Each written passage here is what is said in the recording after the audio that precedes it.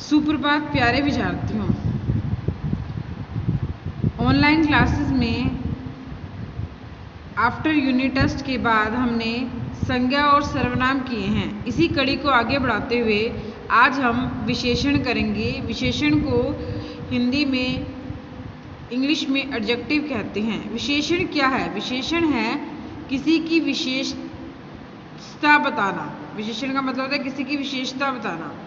परिभाषा करते हैं, संज्ञा या सर्वनाम शब्दों की विशेषता बताने वाले शब्दों को विशेषण कहते हैं। कि संज्ञा या सर्वनाम की विशेषता बताने वाले शब्दों को विशेषण कहते हैं। जैसे राम कंजूस है, तो राम क्या है? संज्ञा आपने पढ़ी है, तो उस राम की क्या क्वालिटी है, उसका क्या गुण है कि वो कंजूस है, तो कंजूस हमारा विशेषण आ जाता है। आम कितना रसीला है, आम की क्या गुण है कि वो बहुत ज़्यादा मीठा है, बहुत ज़्यादा रसीला है, तो रसीला हमारा विशेषण है। विशेषण के 4 भेद होते हैं। पहला है गुणवाचक विशेषण, परिमाणवाचक विशेषण, संख्यावाचक विशेषण, सार्वनामिक विशेषण। गुणवाचक विशेषण किसे कहती है?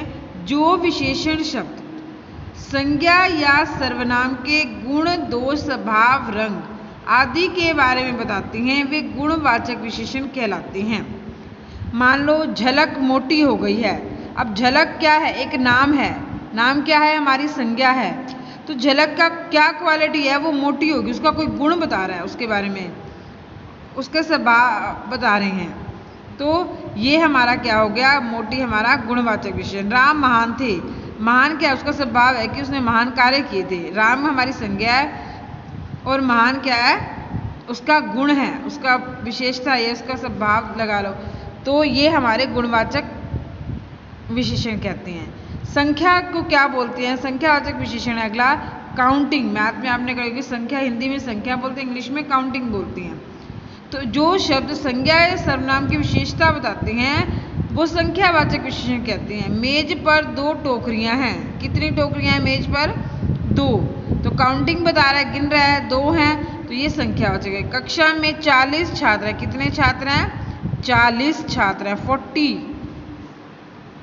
तो ये संख्यावाचक विशेषण। परिमाणवाचक विशेषण जिन विशेषण शब्दों से संज्ञा या सर्वनाम की मात्रा, मापतोल आदि का पता चलता है, उन्हें परिमाणवाचक विशेषण कहते हैं। जैसे 10 किलो गेहूं रमेश लाया, तो 10 किलो हम उसको गिन तो सकते नहीं, काउंटिंग नहीं कर सकते ना, क्या करेंगे? नापेंगे, तो वो क्या हो गया हमारा 10 किलो परिमाणवाचक। रीना ने डायमीटर दुपट्टा खरीदा, इसको भी हम गिन नहीं सकते, डायमीटर को नापना पड़ेगा, नापतोल यानी मात्रा का बोध करा रहा है, तो ये क्या है? परिमाणवाचक विशेषण। के 2 भेद हैं, निश्चित और अनिश्चित। निश्चित में जिसे हम, जो हमारा पक्का है कि 4 मीटर कपड़ा, 4 मीटर कपड़ा हमें चाहिए, तो और 2 किलो कितने हैं? आम चाहिए, तो 2 किलो 4 किलो निश्चित ही, हमें इससे ज़्यादा नहीं चाहिए, कम चाहिए, तो ये क्या? अनिश्चित का मतलब होता है कि जो निश्चित नहीं है। मान लो थोड़ा शरबत दो, अब थोड़ा क्या है? निश्चित नहीं है, तो ये अनिश्चित वाचक। सार्वनामिक क्या है? जो सर्वनाम शब्द संज्ञा से पूर्व लगकर उसकी विशेषता बताते हैं, उन्हें विशेषण कहते हैं। जैसे यह मेरी पुस्तक है, मेरी क्या है? मेरा सर्वनाम है, और उससे पहले क्या लग गया? उसकी विशेषता बता रहा है कि यह है, तो ये हमारा क्या हो गया? सार्वनामिक विशेषण। कोई बालक आया है। अगला है विशेषण की अवस्थाएं। विशेषण की 3 अवस्थाएं होती हैं, मूलावस्था, उत्तरावस्था, उत्तमावस्था। मूलावस्था क्या कहती है?